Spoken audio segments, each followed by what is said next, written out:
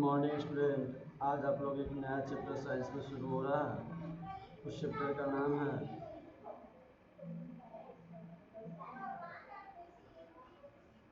ऊर्जा का स्रोत। ऊर्जा के स्रोत चैप्टर का नाम है ऊर्जा के स्रोत। ऊर्जा के स्रोत इस चैप्टर का नाम आपका क्या है? ऊर्जा का स्रोत। तो कार्य करने की क्षमता को ऊर्जा कहते हैं। कार्य करने की क्षमता को क्या कहते हैं? ऊर्जा कहते हैं। कार्य करने की क्षमता को ऊर्जा कहते हैं। तो एक बात याद रखिएगा आप लोग, क्या कार्य करने की ऊर्जा को हम क्या कहते हैं? कार्य करने की क्षमता को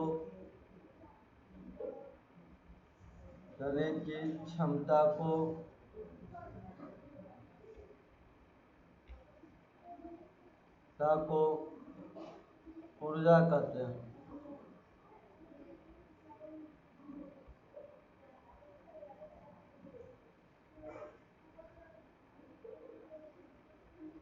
ऊर्जा कहते हैं। जब कभी किसी वस्तु को में कार्य करने की क्षमता होती है तो हम कहते हैं जब कभी किसी वस्तु में कार्य करने की क्षमता होती है तो हम कहते हैं कि किसी वस्तु में ऊर्जा खर्च करके ही वस्तु कर पाती है। ऊर्जा खर्च करके ही वस्तु क्या कर पाती है? कार्य कर पाती है। ऊर्जा के अनेक रूप होते हैं। ऊर्जा के क्या होता है?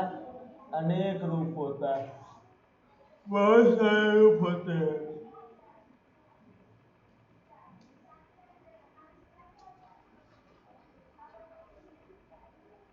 ऊर्जा के अनेक रूप होते हैं।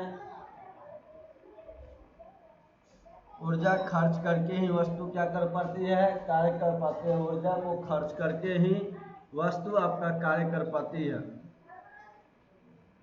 ऊर्जा के अनेक रूप है, जैसे यांत्रिक ऊर्जा। जैसे आप यांत्रिक ऊर्जा जिसमें गति ऊर्जा और स्थिति ऊर्जा दोनों शामिल होते हैं। आपको याद रखिएगा यांत्रिक ऊर्जा में क्या क्या शामिल होता है। जैसे समझिए कि यांत्रिक ऊर्जा, तो यांत्रिक ऊर्जा में आपका क्या क्या शामिल रहता है? तो गति ऊर्जा और स्थिति ऊर्जा दोनों शामिल होते हैं। इसमें क्या क्या गतिज भी इसमें शामिल रहता है? आपका गति ऊर्जा भी शामिल रहता है और क्या शामिल रहता है इसमें? यांत्रिक ऊर्जा भी शामिल रहता है। इसमें यांत्रिक ऊर्जा दोनों शामिल रहते हैं इसमें। तो बात आप लोग को ध्यान आ चुका हो। कार्य करने की क्षमता को ऊर्जा कहते हैं। यांत्रिक ऊर्जा, गति ऊर्जा भी शामिल रहता है और यांत्रिक ऊर्जा भी शामिल रहते हैं। अब बात आ गई यहाँ तक स्थिति ऊर्जा ना। स्थिति ऊर्जा हो जाएगा। यहाँ पे क्या हो जाएगा? गति ऊर्जा और स्थिति ऊर्जा दोनों शामिल रहते हैं। अब देखिए इससे आगे आप लोग समझिएगा, तब अब हम लोग देखें यहाँ पे, तो ध्यान से देखिएगा आप लोग।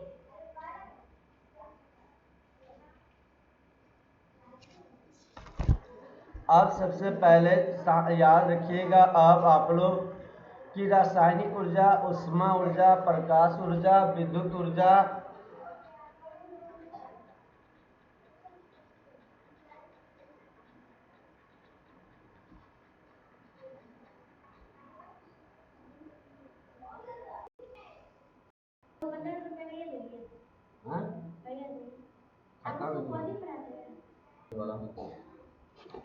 यांत्रिक ऊर्जा और गति ऊर्जा। यांत्रिक ऊर्जा और गति ऊर्जा के बारे में आप लोग देख रहे थे, तो यहाँ पर समझिएगा यांत्रिक ऊर्जा और गति ऊर्जा। यांत्रिक ऊर्जा में क्या होता है? गति ऊर्जा भी होते हैं, आपका स्थिति ऊर्जा होते हैं। अब इसके बाद आप लोग को बताया गया था कि रासायनिक ऊर्जा, ऊष्मा ऊर्जा, प्रकाश ऊर्जा, विद्युत ऊर्जा, नाभिकीय ऊर्जा इत्यादि। आप ऊर्जा का स्रोत के बारे में समझिए। आप ऊर्जा के स्रोत के बारे में, तो ऊर्जा के स्रोत के बारे में ध्यान रखिएगा।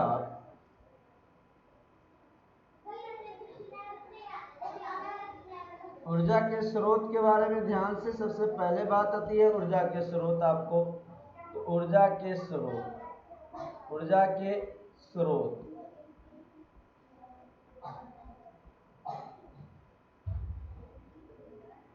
ऊर्जा के स्रोत तो हम जानते हैं कि भौतिक या रासायनिक प्रक्रिया के दौरान कुल ऊर्जा संचित रहती है।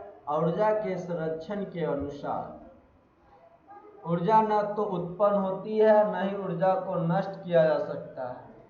ऊर्जा न आपको उत्पन्न होती है, न ऊर्जा को आप क्या कर सकते हैं, न नष्ट किया जा सकता है। इस बात को ध्यान रखिएगा। नष्ट किया जा सकता है जब कोई मोमबत्ती जलाई जाती है तो मोम रासायनिक ऊर्जा जलने पर उष्मा ऊर्जा को प्रकाश ऊर्जा में बदल देते हैं। जब आप कोई मोमबत्ती जलाते हैं तो जलाई जाती है तो मोम की रासायनिक ऊर्जा होती है, वह किस ऊर्जा में बदल देती है? मोम को रासायनिक ऊर्जा को प्रकाश ऊर्जा में बदल दी जाती है। किस ऊर्जा में? प्रकाश ऊर्जा में बदल दी जाती है। साथ ही अभिक्रिया के अन्य उत्पाद भी उत्पन्न होते हैं। यद्यपि रासायनिक ऊर्जा को दौरान कुल ऊर्जा अपवर्तित है, रासायनिक ऊर्जा के दौरान कुल ऊर्जा अपवर्तित रहती है, तो किंतु उष्मा ऊर्जा, प्रकाश ऊर्जा और अभिक्रिया के अन्य उत्पाद द्वारा मोम के रूप में रासायनिक ऊर्जा को फिर से प्राप्त नहीं की जा सकती। मोम को हम फिर से प्राप्त करना चाहें रासायनिक ऊर्जा में तो प्राप्त नहीं कर सकते। भौतिक कार्य को पूरा करने के लिए मांसपेशीय ऊर्जा उपकरण चलाने के लिए हमें ऊर्जा के उपकरण को चलाने के लिए या भौतिक मांसपेशी ऊर्जा के लिए याद रखिएगा विद्युत ऊर्जा जरूरत है। भोजन पकाना, सवारी चलाने के लिए रासायनिक ऊर्जा, यानी सभी न किसी स्रोत से प्राप्त होता है।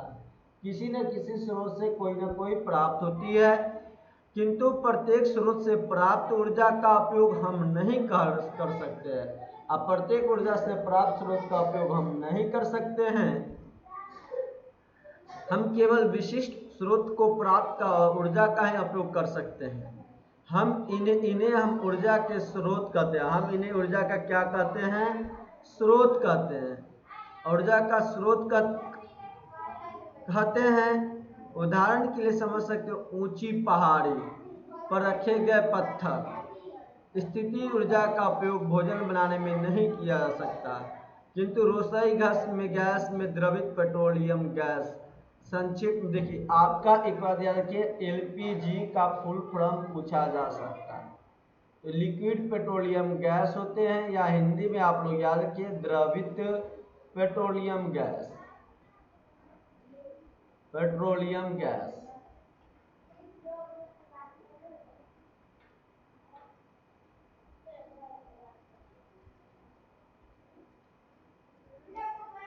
द्रवित पेट्रोलियम गैस।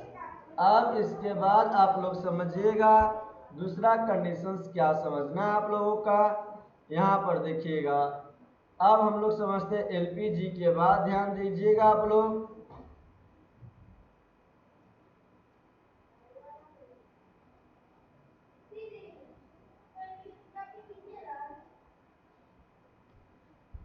एलपीजी के बाद आप लोग अब देखिए ये क्या होता है, इस रासायनिक ऊर्जा होता है, इस भोजन को पका सकते हैं। तब पत्थर ऊर्जा का स्रोत नहीं है, किंतु एलपीजी है। देखिए पत्थर ऊर्जा का स्रोत नहीं है, किंतु एलपीजी क्या है? आपका ऊर्जा का स्रोत है। जलावन जैसे लकड़ी, कोयला, पेट्रोलियम, प्राकृतिक गैस आदि, बहता पानी, यूरेनियम आदि ऊर्जा का कुछ स्रोत है।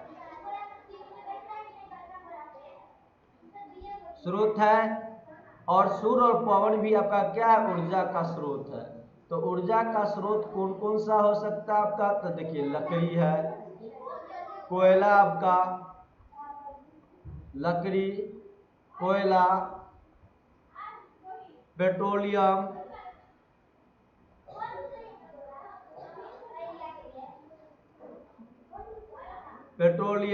प्राकृतिक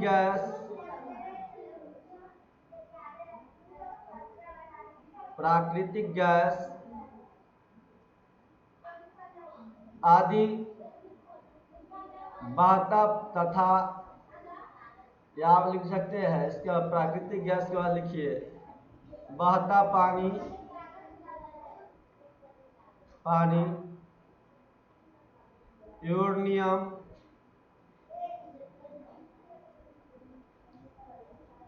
सूर्य, और पवन, सब ये ऊर्जा का स्रोत है। और पवन ऊर्जा के स्रोत है। ये सब आपका, ये सब क्या है? आपका ऊर्जा का स्रोत है, के स्रोत है। तो लकड़ी, कोयला, पेट्रोलियम, प्राकृतिक गैस, बहता पानी, यूरेनियम, सूर्य और पवन ऊर्जा के क्या है? आपका स्रोत है। अब देखिए अच्छा, अब हम लोग करें तो ऊर्जा का अच्छा स्रोत कौन सा है? ऊर्जा का अच्छा स्रोत, तो ऊर्जा का अच्छा स्रोत, ध्यान से देखिएगा, ऊर्जा का अच्छा स्रोत क्या है आपका?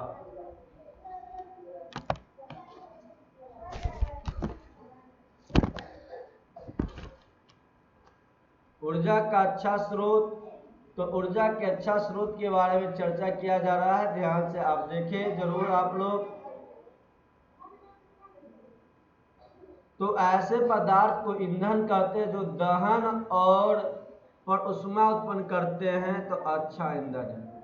वैसे पदार्थ को ईंधन कहा जाता है, इसे हम ईंधन भी कह सकते हैं। क्या? ईंधन। ऊर्जा का अच्छा स्रोत कौन है? ईंधन। क्या है? ईंधन। तो ईंधन ऐसा पदार्थ को ईंधन कहते हैं जो दहन पर ऊष्मा उत्पन्न करता हो। जब दहन पर ऊष्मा उत्पन्न करते हैं तो वह क्या हो जाएगा? अच्छा ईंधन आपका होता है, वह ईंधन कहते हैं। तो वैसे पदार्थ लिख सकते हैं ईंधन के बारे में। वैसे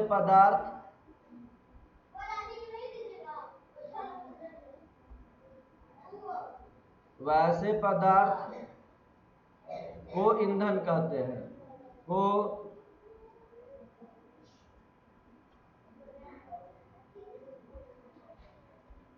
ईंधन कहते हैं जो दहन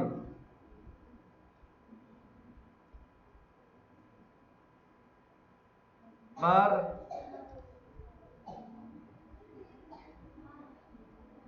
ऊष्मा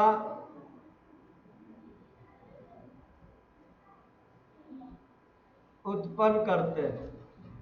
क्या उत्पन्न करते हैं? ऊष्मा उत्पन्न करते हैं। कौन सी? ऊष्मा उत्पन्न करते हैं।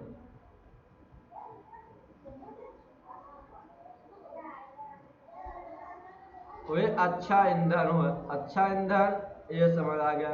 वैसे पदार्थ को ईंधन कहते हैं जो दहन पर ऊष्मा उत्पन्न करते हैं। अब अच्छा ईंधन कौन सा होगा? चलिए उसका चर्चा किया जाए। तो अच्छा ईंधन वह होते हैं आपका, इसके बारे में जानिए। अच्छा ईंधन कौन सा हो सकता है? अच्छा ईंधन वह है जो आपका, हम अभी लिखा है, जो आपको निम्नलिखित बातों पर ध्यान रखिएगा। पहला क्या हो सकता है अच्छा ईंधन?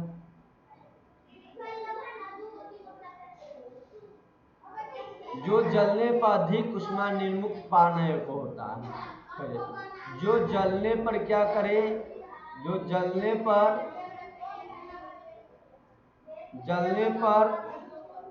अधिक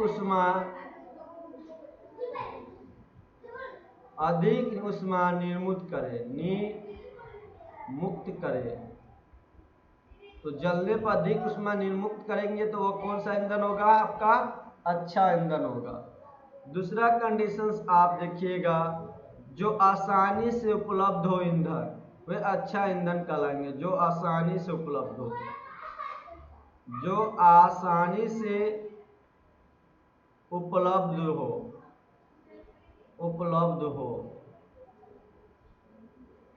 जो आसानी से उपलब्ध हो। तीसरा बात ध्यान रखिएगा, जो अधिक धुआं उत्पन्न न करे। जो अधिक धुआं उत्पन्न न करे। जो अधिक धुआं उत्पन्न न करे, जो अधिक धुआं उत्पन्न न करे, वे भी आपका एक अच्छा ईंधन हो सकते हैं। चलिए इसके बाद आप लिखिए, आप लोग यहाँ तक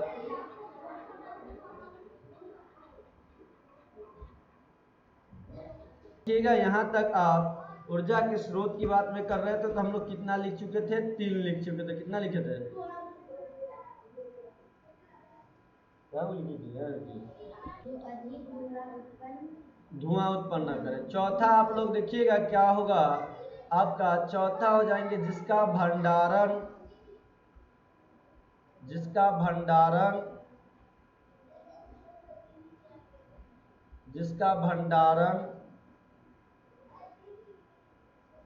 जिसका भंडारण क्या हो,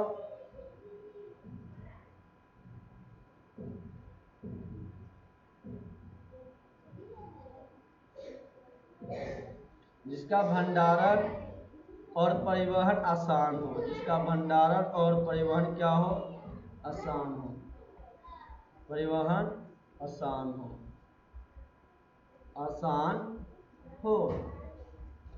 ये आपका हो गया चौथा।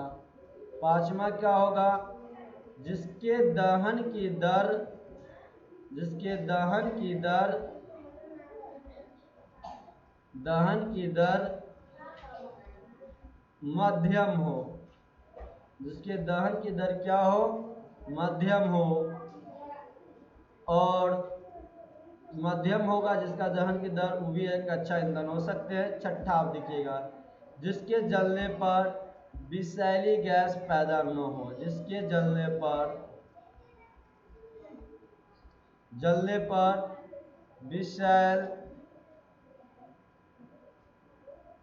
विषैले उत्पन्न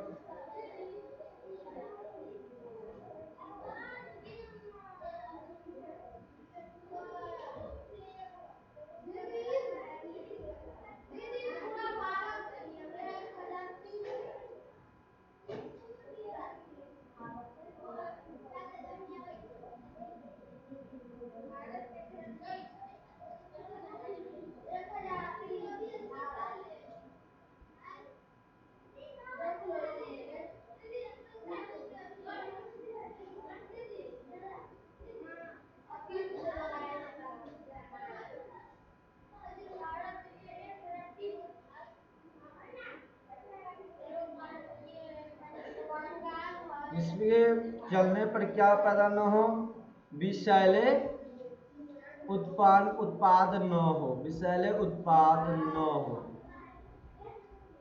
हो। ये आपका हो गया।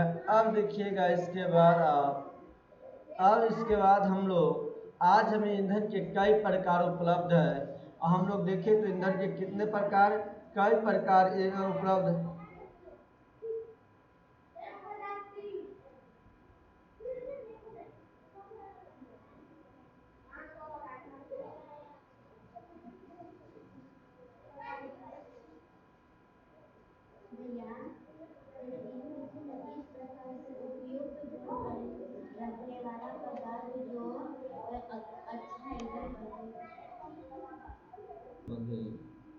हैं?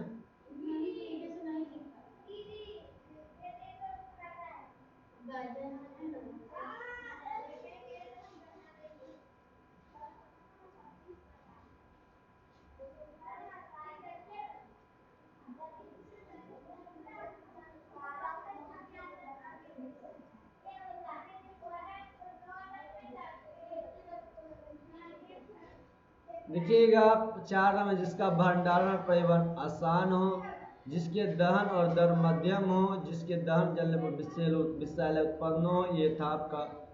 इसके बाद आपका क्या था, ऊर्जा का प्रागृत हो, जीवाश्म ईंधन करोड़ों वर्षों तक पृथ्वी की सतह में गहरे दबे हुए पौधे, पशुओं का अवशेष द्वारा जीवाश्म ईंधन बने हैं।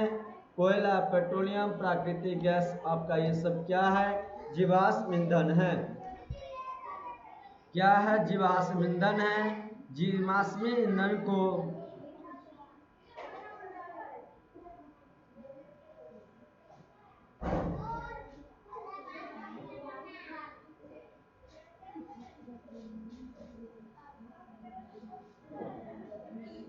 और जीवाश्म ईंधन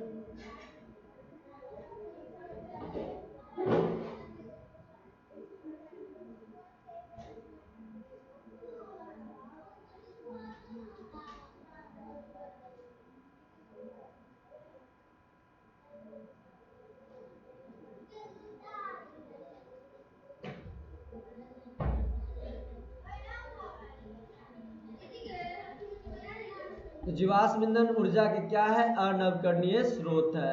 जीवाश्म ईंधन करोड़ों वर्षों तक पृथ्वी की सतह में गहरे दबे हुए पौधे को, पशुओं को अवशेष द्वारा जीवाश्म ईंधन बने हैं। कोयला, पेट्रोलियम, प्राकृतिक गैस आपका जीवाश्म ईंधन है। अब चलिए इसके बाद आप लोग समझिएगा। तो हम लोग यहाँ पर देखें, जीवाश्मीय ईंधन के दहन से अन्य खामियां भी है। कोयला, पेट्रोलियम उत्पाद को जलाने से वायु प्रदूषण होते हैं।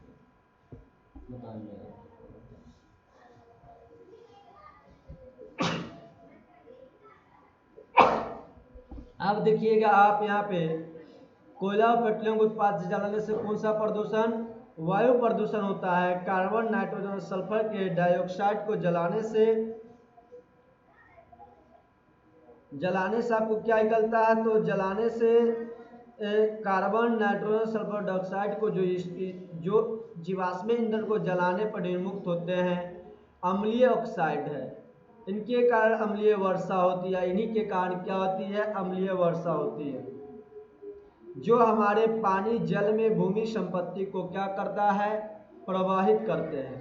वायु प्रदूषण के अतिरिक्त कार्बन डाइऑक्साइड जैसे गैसों द्वारा ग्रीन हाउस प्रवाह भी होता है। और ग्रीन हाउस प्रवाह भी होता है। कार्बन डाइऑक्साइड लघु तरंगदैर्घ्य वाला सौर और रक्त विकिरण को पार करने देती है। ये विकिरण पृथ्वी की तल को गर्म कर देती है। जो विकिरण होती है पृथ्वी को तल को क्या कर देती है? गर्म कर देती है।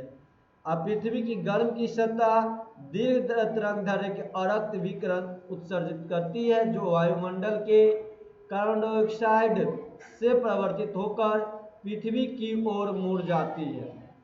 अतः वायुमंडल से पृथ्वी के चारों ओर एक चादर की तरह काम करता है, जिससे सूर्यास्त के बाद भी ताप बहुत कम नहीं हो पाते।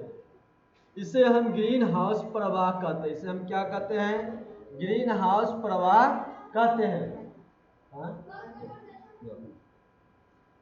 दहन की प्रक्रिया क्षमता बढ़ाकर उन्हें अनेक तकनीकों का व्यवहार करके हम दहन की प्रक्रिया को बढ़ाकर भी अनेक तकनीक का व्यवहार करके परिवेश में हानिकारक गैस के पायलन और राखों को कम करके जीवाश्मीय ईंधन को दहन की प्रक्रिया के कारण प्रदूषण कुछ न कुछ कम किया जा सकता है। अनेक कार्यों के लिए यथा गैस स्टोव, सवारियों में जीवाश्म ईंधन का प्रत्यक्ष उपयोग होता है। इनके अलावा जीवाश्म ईंधन में विद्युत उत्पन्न करते हैं और उत्पन्न करने के लिए प्रमुख ईंधन है। हम सब जानते हैं कि विद्युत ऊर्जा का विद्युत ऊर्जा का क्या है? पसंदीदा रूप है।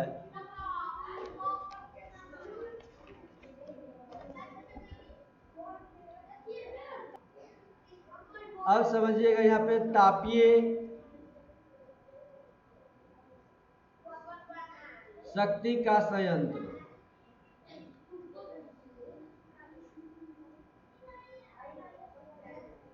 तापीय शक्ति का संयंत्र के बारे में समझिए। तो शक्ति स्टेशन में जीवाश्म के ईंधन बड़ी मात्रा प्रतिदिन जलाई जाती है। बड़ी मात्रा में से प्रतिदिन जलाई जाती है ताकि पानी गर्म कर भाप उत्पन्न की जाए। और पानी आपका गर्म करके क्या किया जाए? भाप को उत्पन्न किया जाए। यह भाप विद्युत उत्पन्न करने के लिए टरबाइन चलाती है। यह भाप विद्युत उत्पन्न करने के लिए क्या करती है? टरबाइन चलाती है। यह समान दूरी तक कोयला या पेट्रोलियम के परिवहन की अपेक्षा विद्युत का संचरण अधिक दक्ष होता है। विद्युत का संरक्षण क्या होता है आपका? अधिक दक्ष होता है। याद रखिएगा। इसलिए अनेक तापीय विद्युत संयंत्र होते हैं। अनेक तापीय विद्युत क्या होता है आपका? संयंत्र होता है। इसलिए अनेक तापीय विद्युत संयंत्र कोयला या तेल क्षेत्र के निकट स्थापित किए जाते हैं। तापीय शक्ति का संयंत्र का पद का उपयोग इसलिए होता है क्योंकि ये ऊष्मा ऊर्जा उत्पन्न करने के लिए ईंधन को जलाया जाता है और ऊष्मा को विद्युत ऊर्जा में बदल दी जाती है। ये आपका तापीय शक्ति संयंत्र था। आज आप लोगों को इतना ही रहने दिया जाता है इसमें। फिर इससे आगे कल बताया जाएंगे आप लोगों को इसमें।